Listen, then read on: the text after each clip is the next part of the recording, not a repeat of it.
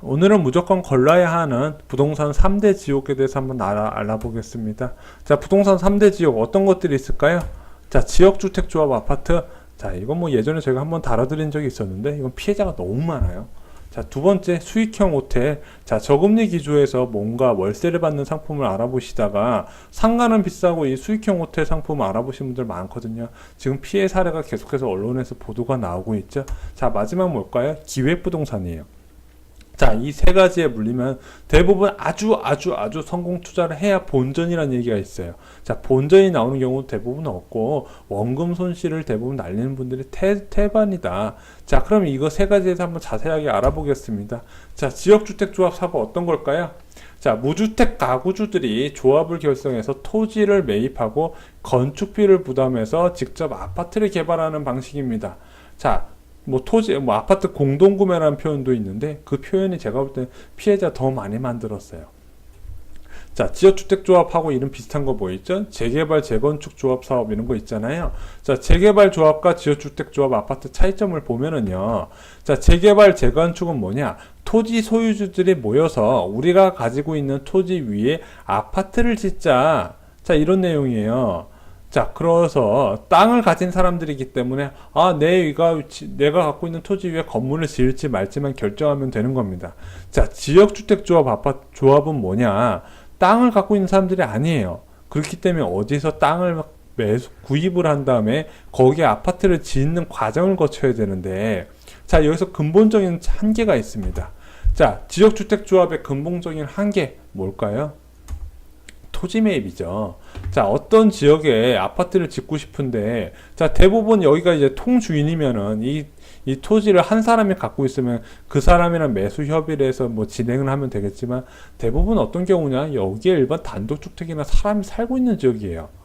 자, 그럼 여기에 이 지역에 많은 건물주들이 있을 거 아닙니까? 이 사람들한테 자 가가지고 야, 우리 여기에 지역주택조합 아파트 설립할 테니까 토지 파세요. 팔까요? 안 판다는 얘기죠. 팔아도 그냥 안 팔고 더 비싼 가격을 요구한다는 거죠. 그래서 지역주택조합 사업은 일반적으로 10개 사업장 중에서 8개가 흐지부지 없어지게 됩니다. 그럼 이 8개 없어지는 사업장은 어떻게 되나요? 투자금 다 날리는 거죠. 그래서 요즘은 뭐 이제 정부 규제를 좀 강화해서 뭐 신탁사를 통해서 자금을 관리한다. 다 필요 없는 말이에요. 다 개소리예요. 자, 믿으실 필요 없고, 자, 뭐 추가 분담금 없다. 이것도 믿지 마세요. 자, 실장 뭐 안내는 뭐 서약서에다가 뭐 여러 가지 안전장치를 통해서 이건 여러분 절대적으로 안전합니다. 이렇게 맹세하고 뭐 토지 매입도 어느 정도 완료됐다. 다 그 헛소리고요. 실제 계약서에서는 여러분들이 그 가입한 사람들이 빠져나갈 수 없게 계약이 다 돼 있어요. 그렇기 때문에 이거는 안 하는 게 답이에요. 자, 두 번째 볼게요. 수익형 호텔 분야. 이게 뭐냐? 호텔 객실 또는 사업에 투자해서 운영 수익 배분 또는 확정 월세를 통해 이익을 창출하는 상품이에요. 갑자기 왜 호텔 분야이 떴을까요? 자, 저금리 기조에 의해 또 하나의 트렌드가 있어요. 저금리 기조와 또 하나의 트렌드. 바로 뭐냐? 2011년에 호텔이 711개밖에 없었는데 이 시기에 중국인 관광객들이 집중적으로 유입되면서 호텔 부족 현상으로 언론에서 많은 보도가 있었어요. 그러면서 호텔이 많이 늘어났는데 얼마만큼 늘어났냐? 1617개로 늘어난 거예요. 그런데 그 이후에 어떤 일이 있었냐? 사드 보복으로 중국인 관광객이 급감을 했죠. 그래서 2011년에서 2017년 사이에 호텔은 거의 2배가 늘어났지만 국내 입국 관광객은 22% 정도 감소했다는 얘기가 있습니다.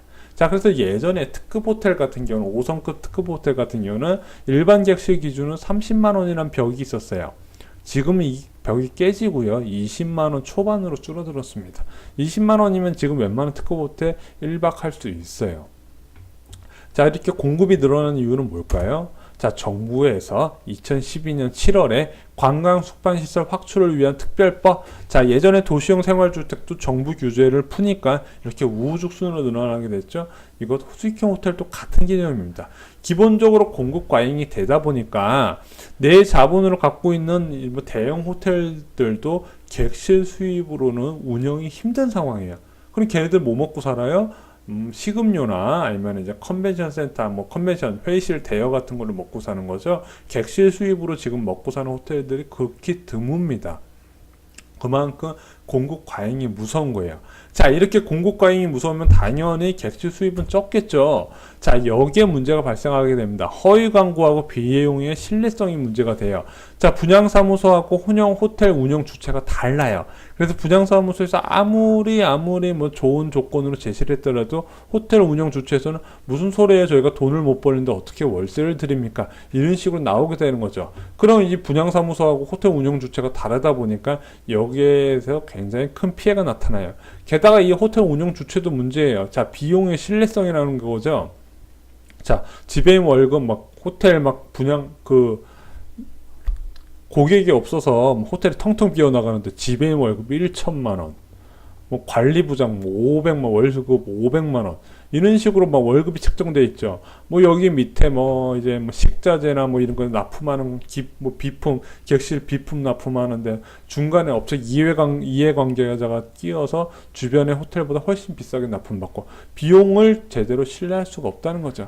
결국엔 이 수익형 호텔 잘 된 경우가 거의 없다고 보시면 돼요. 이건 안 하셔야 되는 건데 너무 많이 광고를 하고 홍보를 하고 있다는 거죠. 자, 그렇기 때문에 이 수익형 호텔은 쳐다보지 마셔야 돼요. 지금 들어가신 분들도 어떻게 하면 손해를 덜 보고 빠져나갈 수 있을까? 그것만 생각하시면 됩니다.